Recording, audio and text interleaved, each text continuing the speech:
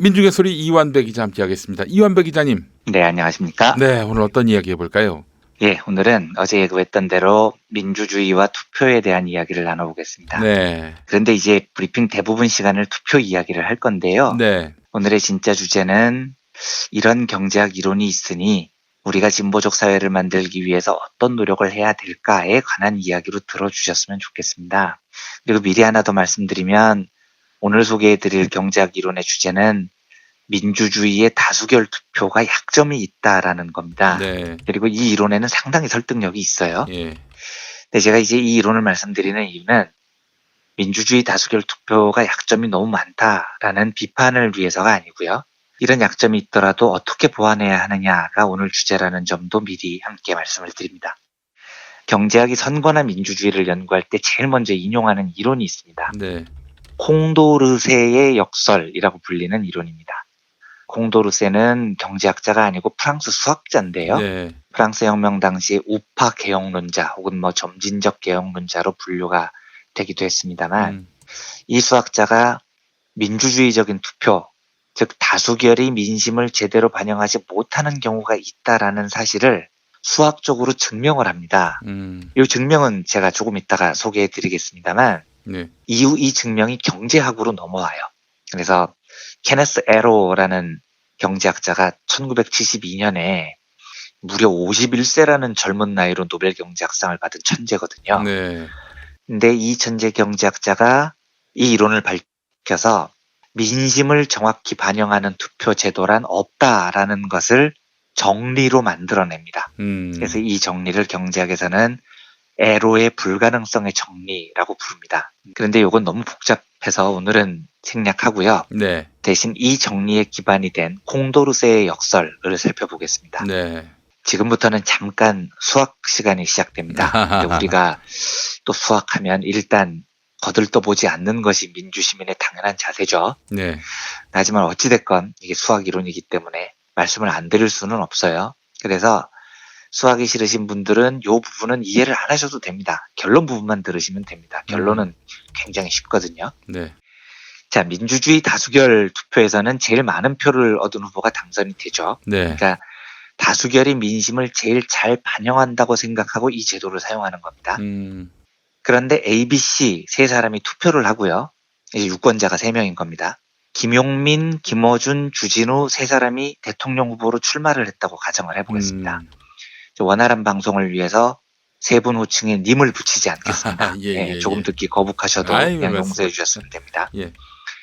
자, 유권자 A는 김용민 광팬입니다. 김용민이 당연히 대통령이 돼야 된다고 믿어요. 네. 근데 이 사람한테 그러면 김용민 빼고 나머지 둘 중에 누가 더 좋냐라고 물으면 사실 나는 김용민 외에는 아무도 눈에 안 들어오는데 굳이 순위를 매기자면 내가 수염난 사람을 좀 좋아하거든. 그래서 나는 순서를 매기자면 압도적 1위 김용민, 그리고 2위 김총수, 3위 주기자 이렇게 할래 라고 답을 합니다. 네. 두 번째 유권자 B, 이 사람은 김어준 총수 광팬이에요. 당연히 김총수가 대통령이 돼야 된다고 믿습니다. 근데 이 사람한테도 2, 3등을 구분하라고 하면 나는 2, 3등은 거의 차이가 없는데 굳이 따지면 나는 동영상보다는 글자에 익숙한 사람이라서 글자 마니아여서 네. 방송 PD보다는 글 쓰는 기자가 더 좋아. 그래서 나는 압도적 1위 김총수, 2위는 주기자, 3위는 김용민 PD 요 정도야 라고 말을 합니다. 마지막 세 번째 유권자, 이 사람은 주진우 기자 광팬입니다. 당연히 주 기자가 대통령이어야 합니다. 이제 그 다음은 아무나 이겨도 되는데 네. 굳이 이야기하면 나는 성대모사를 잘하는 사람이 좋아. 그래서 나는 주진우 압도적 1위. 네. 그리고 나머지에선 김 PD 2위, 김총수 3위. 이렇게 답을 한 겁니다. 예. 이 경우에 후보 3명이 모두 출마하면 딱 한 표씩 받는 거죠. 네. 그런데 만약에 후보가 3명이 아니고 2명이면 이제 문제가 생기기 시작합니다. 일단 김용민, 김어준 두 사람이 붙었다고 가정을 해보겠습니다. 누가 이기냐? 당연히 두 사람은 자기 광팬으로부터는 한 표씩을 받죠. 그러면 승부는 출마하지 않은 주진우 기자 광팬이 누구를 찍느냐에 달려 있습니다. 그런데 주진우 기자 광팬은 사실 주 기자가 아니면 다 비슷비슷한데 굳이 이야기를 하면 성대모사를 잘하는 사람을 좋아했거든요. 그래서 김 PD를 찍는 겁니다. 네. 주 기자는 출마를 안 했으니까요. 네. 그러면 이 투표 결과는 김용민의 승리입니다. 2대1로 김총수를 누르고 김용민 대통령이 되는 거죠. 이번에는 출마한 두 명이 김어준, 주진우라고 생각을 해보겠습니다. 이때도 두 사람은 각자 광팬들에게 한 표씩 고정표를 받아요. 네. 결국 이 선거도 출마를 하지 않는 김용민 PD 지지자 손에 달려있는 겁니다. 네. 근데 이 유권자는 아까 말씀드렸듯이 뭐 김용민 PD 아니면 다 비슷비슷한데 그나마 수염 난 사람을 멋있다고 생각을 하거든요. 그래서 그냥 김총수를 찍었습니다. 투표 결과 김어준, 주진우 대결에서는 김총수의 승리죠. 네. 2대1로 이기고 김총수가 대통령이 됩니다. 네. 자, 그럼 이까지 들은 상태에서 생각을 해보겠습니다. 김용민 PD는 김어준 총수와의 1대1 대결에서 이겼고요. 김어준 총수는 주진우 기자와의 1대1 대결에서 이겼습니다. 그러면 투표가 민심을 반영한다면 논리적으로 김용민과 주진우가 붙었을 때는 당연히 김용민이 이겨야 됩니다. 왜냐하면 김용민이 김총수보다 센 게 드러났고 김총수가 주 기자보다 센 게 드러났으니까요. 그런데 정작 김용민과 주진우를 후보로 내세우고 투표를 붙여보면 결과가 거꾸로 나옵니다. 각자 광팬 한 표씩 있으니까 한 표씩 받잖아요. 이 투표도 출마하지 않은 김총수 지지자가 결과를 가르는데 네. 이 사람은 아까 말씀드렸듯이 방송국 PD보다는 글 쓰는 기자를 더 좋아해요. 글자 많이 하거든요. 그래서 이 사람은 뭐 김총수 출마 안 했으면 관심도 없지만 굳이 찍으라면 글 쓰는 기자인 주 기자를 찍겠습니다. 이렇게 찍어버립니다. 네. 네. 그래서 김용민, 주진우가 붙으면 주 기자가 이기는 사태가 벌어집니다. 네. 만약에 다수결 투표가 민심을 제대로 반영했다면 김용민이 김총수를 이기고 김총수가 주 기자를 이겼으면 절대로 주 기자는 김용민 PD를 이기면 안 됩니다. 그런데 지금 이런 결과가 나와버리죠. 풀리지 않는 메비우스의 띠가 시작됩니다.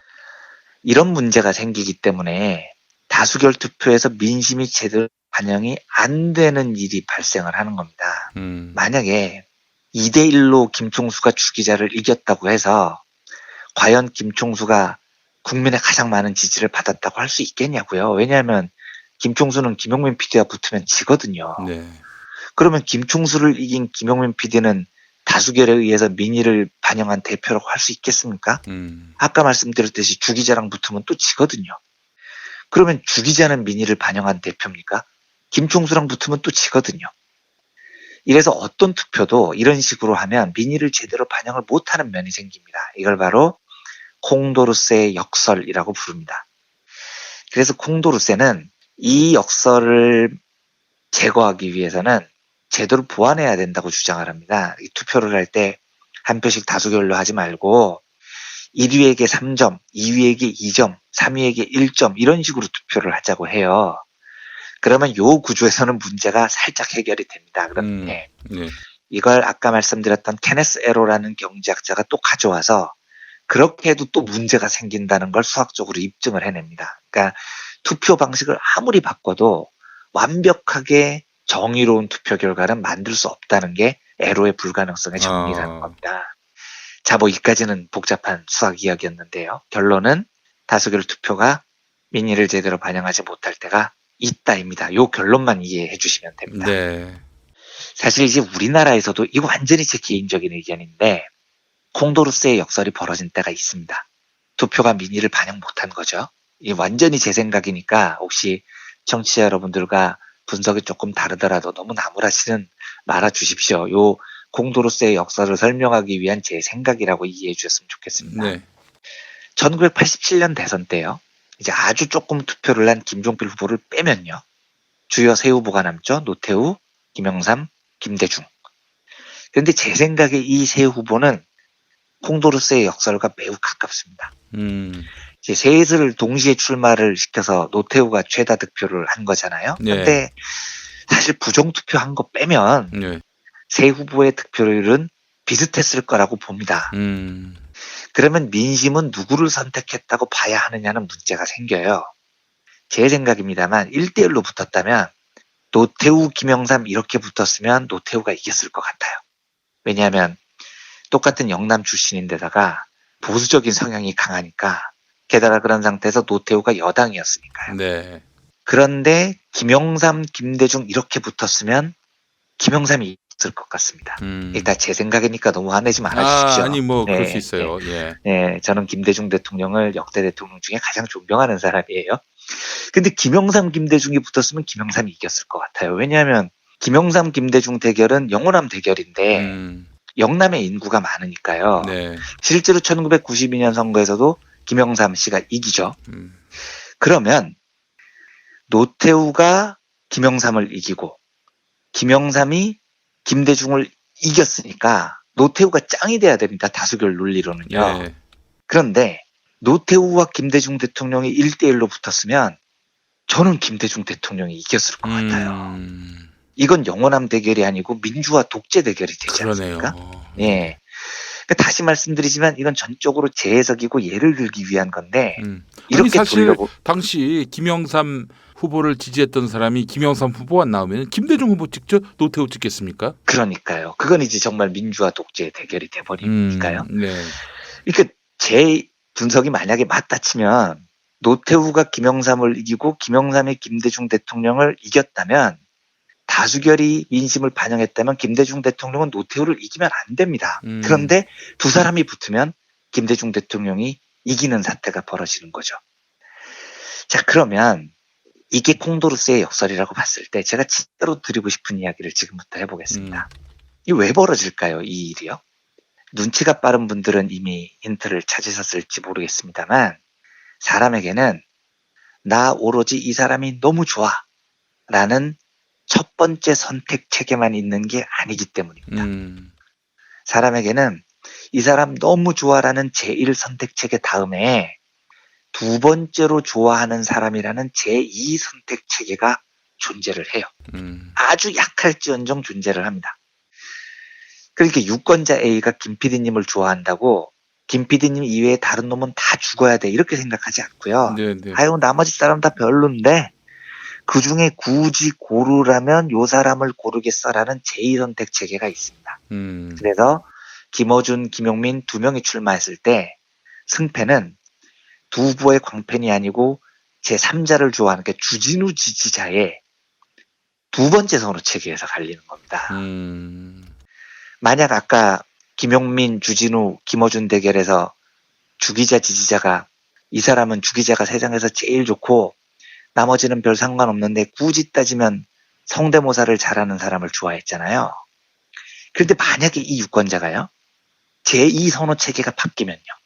나머지는 별 상관없는데 굳이 따지자면 나는 수염 난 사람이 좋아. 이렇게만 바뀌면 이제는 콩도르스의 역설이 사라집니다.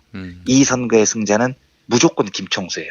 왜냐하면 김용민, 김총수 대결에서도 주기자 지지자가 수염 때문에 김총수를 지지해서 김총수가 승리하고요. 주진우, 김총수 대결에서도 김총수가 승리합니다. 출마 안 한 김 PD님 지지자도 수염을 좋아했거든요. 제가 무슨 말씀을 드리고 싶냐면 콩도르스의 역설을 깨는 단 한 명의 승자를 콩도르스의 승자라고 부르는데요. 이 승자는 어디서 결판이 나냐면 자기를 극성으로 좋아하는 제1 지지자들의 숫자에서 결판이 나는 게 아니고요. 이 지지자도 아니고 저 지지자도 아닌 중간쯤에 있는 사람의 두 번째 선호 체계에서 결판이 난다는 겁니다. 그러니까 저는 사실 다음 대선의 결과를 개인적으로는 약간 낙관하는 면이 있습니다. 좀 이야기가 조심스러운데 네. 지금 나라가 이제 뭐 둘로 쪼개졌다고 하죠. 그런데 그 둘을 탐탁치 않게 생각하는 사람들이 있습니다. 제3자가 어딘가에 있어요. 그럼 다음 대선의 승패는 어디서 갈리느냐? 제3지대 사람들이 제일 좋아하는 사람이 누구냐에서 갈리지 않고요. 제3지대 사람들이 두 번째로 좋아하는 사람이 누구냐에서 콩도르스의 승자가 갈릴 확률이 무지하게 높습니다. 그런데 그 중간층이 두 번째로 좋아하는 체계가 네. 자유당 가스통을 좋아할 것 같지는 않아요. 왜냐하면 저기 집회하는 거 보세요. 그걸 구경한 사람이라면 저걸 탄 일이라도 좋아하고 싶은 마음이 생길 리가 없거든요. 그 가스통들이 돌 굴러가야 하는 집회에 어떻게 호감도가 생기겠습니까? 그러니까 단순 지지율을 분석해 보면 어슷비슷하게 나오는 순간이 있을지 몰라도 결국 후보가 둘로 좁혀지면 중간층의 제2 선호도가 콩도루스의 승자를 가를 텐데 제가 그쪽에 있는 사람이라면 저쪽은 절대 안 찍을 것 같습니다. 뭐 제 생각입니다만. 근데 이게 우리가 방심해도 된다는 뜻이 절대 아닙니다. 제가 무슨 말씀을 진짜로 드리고 싶냐면 우리가 주말마다 여의도에 모여서 집회를 하고 투쟁을 하죠. 이때 중요한 건 우리 지지자들을 늘리는 일도 중요한데요. 우리를 싫어하는 사람이 안 생기도록 하는 것도 매우 중요합니다. 즉 싸울 때는 멋지고 나이스하게 싸워야 됩니다. 그러니까 우리를 첫 번째로 지지를 안 하는 사람이 보기에도 우리가 싸우는 모습을 보면 쟤네 좀 멋있게 싸우네. 아유, 거기에 비해서 가스통들 싸우는 건 극혐이네. 이 비교가 되도록 싸워야 됩니다. 그래서 저는 항상 이런 이야기를 주변에 합니다. 멋지게 싸워야 된다. 쿨렌하게 싸워야 된다. 특히 우리 편끼리 막 헐뜯으면서 싸우면 당장은 속 시원하고 멋지게 보일지 모르는데 그게 중간에서 보는 사람들이 우리를 한심하게 볼 가능성이 높다. 그러니까 우리끼리 논쟁을 할 때에는 신사적으로 해야 된다. 그래야 우리 지지자가 되지 않아도 적어도 그 사람들의 제2 선호 체계에서 우리를 선택할 여지가 생긴다. 이런 말을 저는 종종 하는 편입니다. 사실 우리는 2016년, 2017년 촛불혁명을 통해서 너무 멋들어지게 싸운 경험이 있잖아요. 네, 예. 그러니까 보수, 진보 양쪽 아니고 그냥 중간쯤에 낀 사람이 그 싸움을 보면 두 번째로 좋아하는 쪽을 골라야 될 때가 오는데 이때 가스통을 못 고르는 겁니다. 촛불을 고르죠. 네. 왜냐하면 멋지게 싸웠으니까요. 그게 멋지게 싸운 사람들이 얻는 투표의 선물 같은 거라고 저는 생각을 합니다. 네. 지금도 마찬가지죠. 우리가 주말마다 촛불을 들고 멋지게 싸우고 있기 때문에 저는 콩도루스의 승자가 우리가 될 것이라고 믿는 사람입니다만 늘 방심은 금물이므로 여전히 우리는 주말마다 싸울 때 멋지게 싸워야 한다는 의무가 있어야 됩니다. 네. 누가 보기에도 예. 가스통들과 비교되게 나이스하게 신나게 싸우면서 1대1, 1대1 3자 지형이 1대1 양자 지형으로 바뀔 때 우리는 3자의 두 번째 선호 체계를 얻을 수 있어야 됩니다. 그러면 콩도루스의 승자가 되는 거죠. 오늘 좀 복잡한 이야기를 드렸고 또 연이은 촛불 집회에 우리가 좀 지칠 수도 있는데요. 네, 네. 저는 이제 이번 주 마지막 브리핑입니다만 이번 주말에도 밝은 표정으로 멋지게 여의도에 모여서 싸웠으면 좋겠습니다. 그런 희망을 남기면서 오늘 브리핑을 마치겠습니다. 네, 민중의 소리 이완배 기자 함께했습니다. 오늘 말씀 잘 들었습니다. 네, 감사합니다.